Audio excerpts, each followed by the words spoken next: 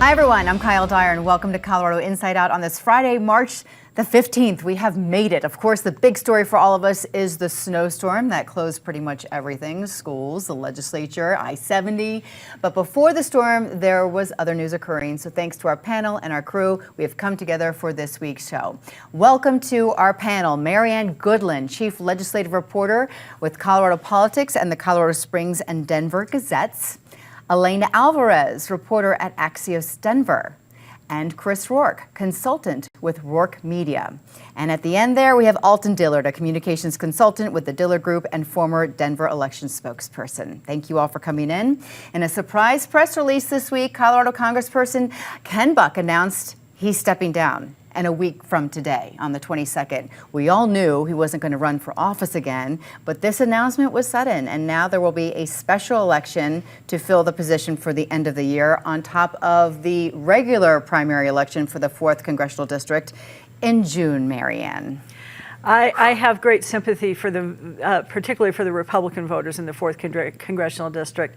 This cannot be anything but awfully confusing to have both of these elections on the same day. I understand why the governor did that. It really was the best date to do that and to avoid unnecessary extra expense. But you're going to have a situation with 12 or probably not that many, but a primary ballot with 12 Republicans on it. And then you're going to have a second ballot that has the vacancy election on it. And that candidate will be chosen by a vacancy committee, both for the Republican and for the Democratic side. And it will probably be one of the people off of that list of 12 that's also on the primary ballot. You know, I like I said, I feel very sorry for the people in the 4th Congressional District. The other thing that's been amusing about this situation this week is the impact it has had on Colorado's 3rd Congressional District representative who wants to be the 4th Congressional District rep, Lauren Boebert, and some speculation that Congressman Buck made this announcement just to ensure that she wouldn't get the seat. He denies it, but anything's possible in politics. Right, Elena.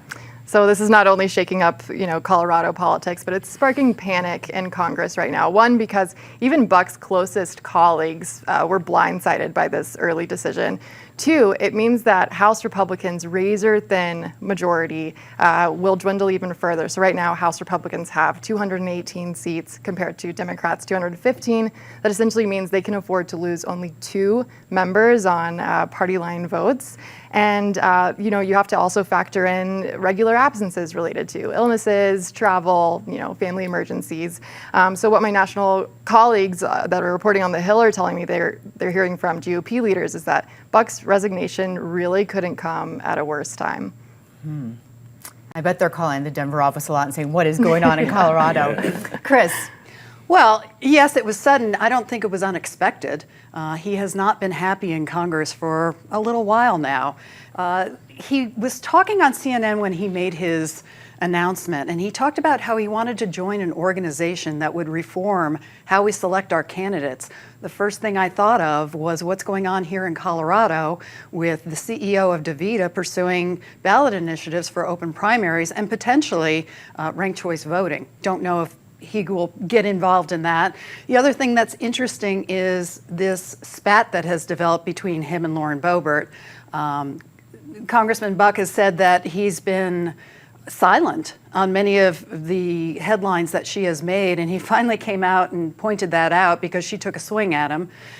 And he said, look, I've been silent on all this thing, but he did compare her to George Santos. So that was an interesting thing. She's very defensive. She's gone after him. I listened to an interview, 15 minutes attacking him. She's attacked other candidates in the race, and she is in a defensive posture mode. So we'll see how that plays out. Really, she made a smart move in focusing on the primary because that's the race that's really going to determine who represents CD4 going forward. So we'll see how that goes. There's also rumors that they might in the special election, appoint sort of an outside candidate just to hold the seat so the primary can really play out. We'll see what happens. Alton. Well, I definitely agree with what everyone's saying about the potential for voter confusion. I used to always joke about that when I was with Denver, because we couldn't get voters to figure out vote for 2 city council at large candidates. And so what I'm thinking about is the fact that you have, even though it's not our largest congressional district, it still contains more than 20 counties. So like the point was made, it's a good thing that it is happening at the same time, because if you have a standalone special election that's unbudgeted, that can have a downstream effect on your finances. So the other thing that's going to be interesting to me is the fact that, and I know, polls don't vote, people vote. But Boebert is not polling well down there. So this is really going to be a test to see, A, if her brand of politics carries over from district to district, or if people say they want a change, because as has been mentioned, whoever wins that election is going to be the next congressperson. All right. When it comes to the presidential election, we all will see a rematch in November. On Tuesday, President Biden and former President Donald Trump clinched their party's nominations following another round of primary elections. That was the same day when Vice President Kamala Harris made a campaign stop here in Denver, Elena. That's right. So just the backdrop behind this, Biden's standing isn't super strong in Colorado. We had a Democratic poll released last month that showed 58% of registered voters in Colorado had held unfavorable views of him compared to 40%. To be fair, it's a poll, and that poll did find that Biden remains ahead in a hypothetical general election against Trump by about 8 percentage points. But still, Kamala, cue her visit here. She knew she had a lot of work to do, and she was trying to appeal to several groups of voters when she came here. One was Latinos. She talked a lot about how Biden, was trying to lower prescription costs, cancel student loans, and she also, interestingly, I think, in my opinion, went to a brewery, Ratio Beer Works. And I think, she said that she went there to support small businesses, talk about PPP loans. They were a recipient. But I have a hard time believing that wasn't, a sort of political play there, trying to show millennials, younger voters that she's hip, she's cool. And at the same time, there she was protested by pro-Palestinian people, and that sort of really signals a bigger problem that she faces. There are so many, number one, there are so many disengaged voters who just aren't enthused by the Biden administration. Two, there are so many angry voters with the Biden administration, from their response to Israel and regarding the war in Gaza, to stuff that's happening at the border with immigration, to even inflation and affordable housing. So at the end of the day, Colorado's a blue state. I don't think there's a chance of it swinging for Trump come November, but that doesn't mean that Biden and Vice President Harris don't have a lot of work to do to woo more voters and really just get them to show up. Chris. Well, I think those are really great points. Not only are voters not really enthusiastic about Biden, I'm not sure they're enthusiastic about Kamala Harris. So her coming through Colorado, great. This Trump-Biden matchup, people are not happy with it. They really don't want to go through this again, and they don't know how this country is going to move forward with either of these two leaders. Again, looking at the reform that's possible here in Colorado with open primaries, ranked choice voting, it'll be interesting to see if that catches some steam. I've heard from several candidates that I've spoken to, they attended caucuses throughout the state, and the attendance was very low. We're talking counties, districts where it was a very big part of people's identities and what they wanted to participate in, and it was a fraction of what it's been in the past. Alton. I think we're looking at 2016 all over again, because, and this is not directed at any of my esteemed colleagues here, but it's the economy, stupid. I just paid $85 for 2 bags of groceries, and there are pocketbook voters like me out there who are going to say, you know what? The border doesn't affect my day-to-day. What happens in Congress doesn't affect my day-to-day. But my auto insurance and all these other things are what affects my day-to-day existence. So I'm keeping an eye to see what's going to happen with that little wave. As far as the protests over the Israel-Hamas matter, that is definitely going to be the third rail of that Democratic ticket. They keep trying to find the sweet spot and are failing miserably. And so, as I've mentioned in some other discussions, elections are a binary. Americans have a choice coming up this November, and now that we know what the matchup's going to be, and I'm with Chris, I'm not sure how anything moves anything forward. So maybe we're just at a place in politics where you have to hold serve. Marianne. She keyed in on a couple of issues that I found rather interesting. One was abortion, and this could be a way of kind of getting people enthusiastic because we are in all likelihood going to have a constitutional amendment on abortion on the November ballot. The other issue that she keyed in on, which really kind of surprised me a little bit, is assault weapons. It's a very popular issue among a certain segment of the Colorado population. The one person it's not popular with is Governor Polis. So it was sort of interesting to me that she spoke in favor of seeing some sort of assault weapons ban in a state where the governor has already made it pretty clear that he doesn't support that in the slightest. To the other point about that Chris made about different methods of voting, whether it's ranked choice or open primaries or those other kind of things. This week I noticed that the state of Maine has now passed national popular vote. And that I believe with that delegate count, it's over 200 now.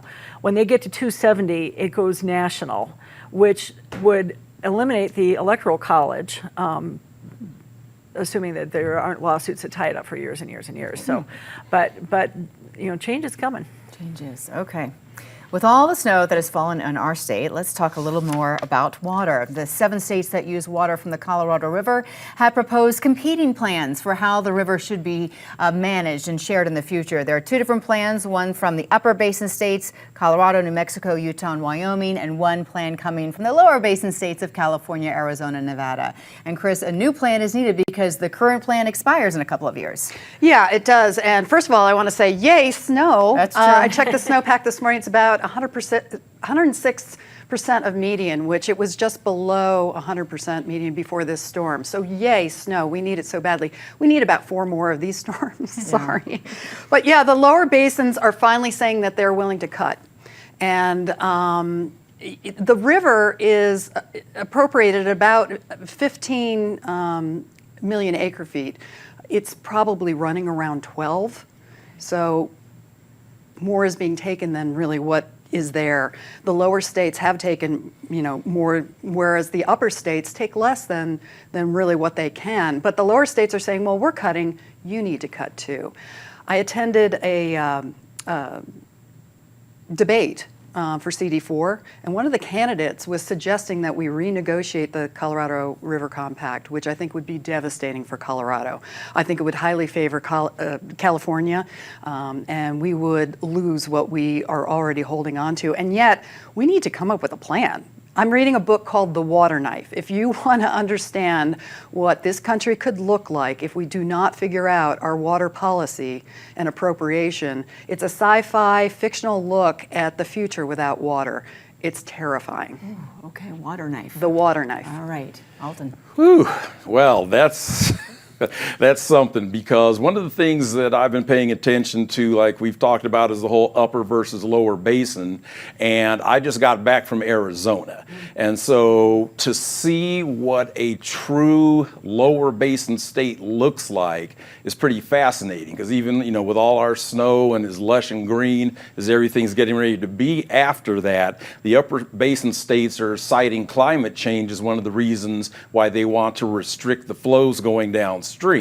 And the lower basin states are saying we need a more data-driven approach. But one of the things I think that also gets lost in the wash here is this is why they market California as the Californias. We always want to talk about San Francisco and LA and San Diego, but have you ever seen places like Stockton and Oxnard and some of the Fresno, some of the areas that are very agricultural? And everyone's like, you've got an ocean there, just take the salt out of the water and live that way. And they're like, yeah, it doesn't quite work that way. Marianne. This is a topic that I love writing about almost more than anything right now. It's in my mind, it's job security, because we'll never stop talking about water policy. I was fortunate enough to have a conversation with the head of the Arizona Department of Water Resources shortly after they had made the presentation on the Lower Basin Plan to the Bureau of Reclamation, and they were very generous in sharing that plan with us. They are relatively disappointed in what the Upper Basin states have proposed, because the Upper Basin states is sort of looking for a status quo situation. The Lower Basin states have agreed to some water cuts, but they also believe that this should be a shared responsibility. That absolutely is opposed by the Upper Basin states. What the Bureau of Reclamation wanted was a 7-state agreement, and they didn't even come close to getting it, which was really disappointing. The potential now exists that the Bureau will come up with their own ideas and impose them on the 7 states. This plan that expires in 2026, yes, that's a good 2 years away, but they have a deadline of the end of this year to have something relatively certain on the books and ready to go. They're not waiting till 2026 to have this done. So there could be some very interesting and very divisive conversations about what happens to the Colorado River and to all of us, because keep in mind, folks, the water that you get out of your tap comes from the Colorado River. Okay, Elena, your thoughts? Yeah, considering, I mean, this river serves as a lifeblood for 40 million people. It's concerning, to say the least, that there's not a solution even on the horizon right now. And we'll certainly be watching really closely to see what the feds decide in December. They have to, at least by December, put forward a plan, because now they can move forward without either region, because they weren't able to agree to a longer term plan. So that'll be super interesting to watch. I think under both proposed plans from the Upper Basin and Lower Basin, Colorado faces unprecedented cutbacks with its water usage. And at the end of the day, the Colorado River is in crisis, and we have to work together to address it. Everyone has to cut back. As Marianne said, this issue is not going away anytime soon, and it is so complicated that it often goes over my head with all of the logistics. So I'll be looking to Marianne's reporting, reading the water book recommended by Chris, and seeing what happens next. Yeah, right. What's going to happen next? Well, while everyone was focused on the incoming storm earlier this week, Governor Polis signed into law a bill that exempts lawmakers from the Colorado Open Meetings Law. Alton? Yeah, that was stunning to me, and there's a few reasons why. One, I think people think of our legislature as some kind of mini Congress, and it is not. You've got the citizen legislature down there. The place is essentially run from the brass rail, So you've got these legislators, they're sharing offices, they're sharing staff, they're all in there on top of one another.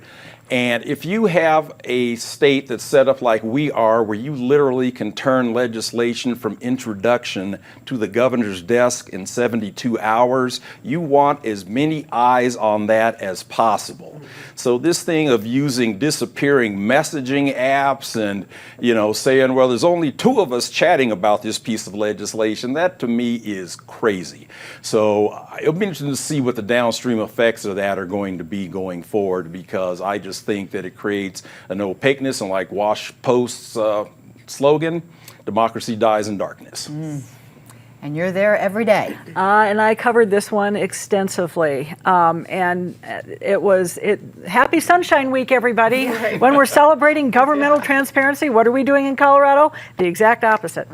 Right. This bill allows certain things to happen that have those of us in the press a little concerned. One is what was described as a daisy chain communications. Yeah. And this is when a person could have a conversation with another member of their committee, and then they would go, an hour later, talk to another member of the committee, and just continue down the line until they've gotten whatever result they're looking for. That is now legal under what was signed into law by the governor this week.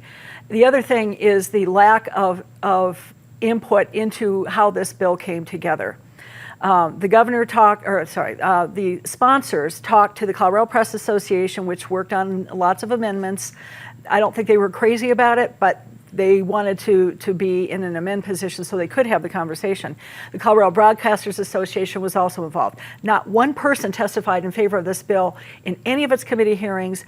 Nobody spoke in favor of this. The Common Cause, League of Women Voters, and notably the Colorado Freedom of Information Coalition the people who know more about the open meetings law than anyone in the state were not invited to the table and never were allowed to provide input or, and they were actually supposed to meet with the governor this week to talk about this bill, and the governor signed it instead, just hours after it reached his desk. That thing was primed to move.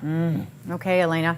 Yeah, there are two timing components surrounding this legislation, which Marianne hit on. One, it was signed during National Sunshine Week. That is so ironic. Two, the speed at which Governor Polis signed it.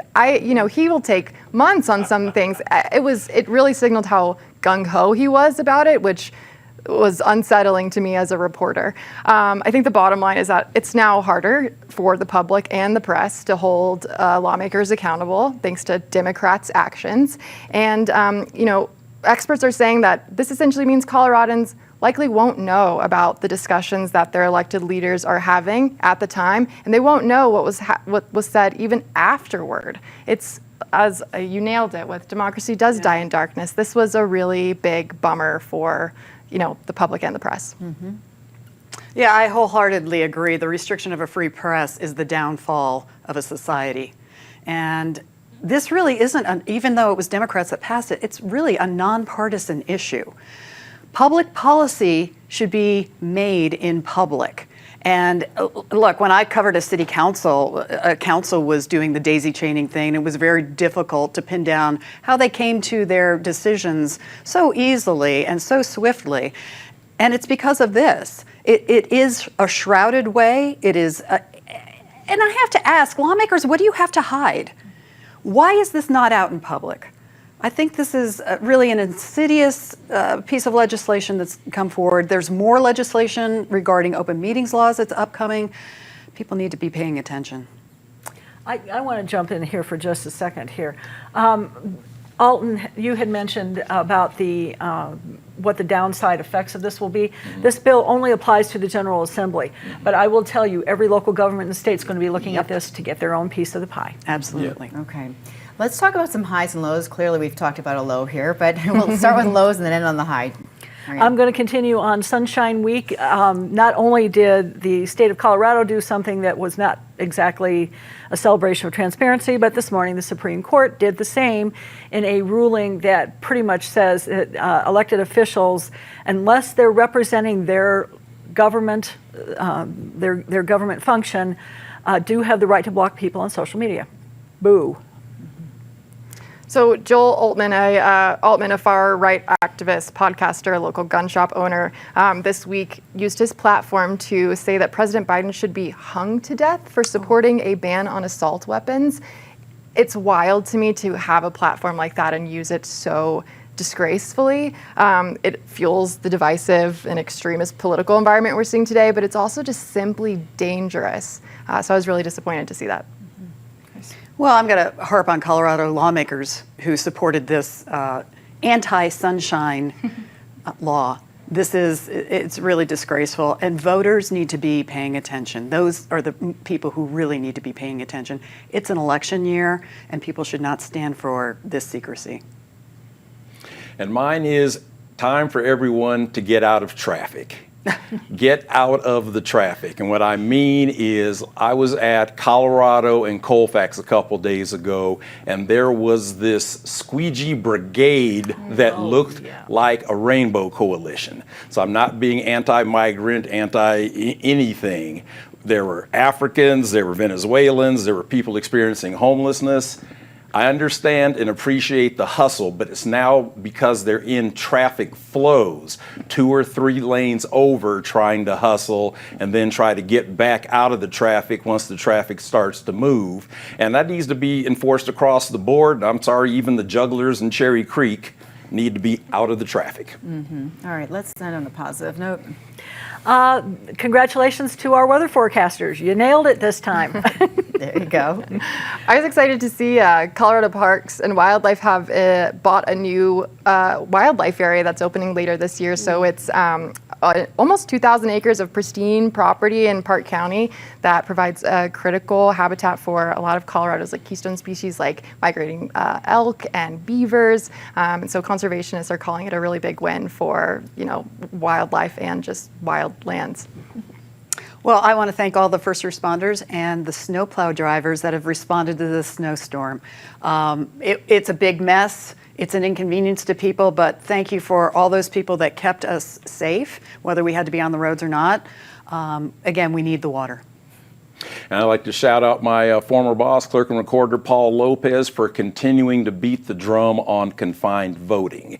Just because you're locked up, you do not lose your right to vote. So he and some other clerks have been working with the legislature to try to essentially codify what Denver already does by providing voting opportunities for people who are not convicted of felonies. If you're pre-adjudication, if you're doing 2 or 3 days downtown, if you're doing 60 days in the county, that does not take away your voting rights. So by working with groups like the Colorado Criminal Justice Reform Coalition, they're really starting to put some, ironically, sunshine on that issue. All right, we'll end it on that. But earlier this week, I was all set to congratulate the CU Buff ski team, which won its 21st national championship last weekend. But I must say, this Colorado Inside Out team is gold medal worthy as well. Thank you for making the trek in after this week's snow, the crew behind the scenes as well. We hope you all are doing well at home, digging out. Be careful, that snow is heavy.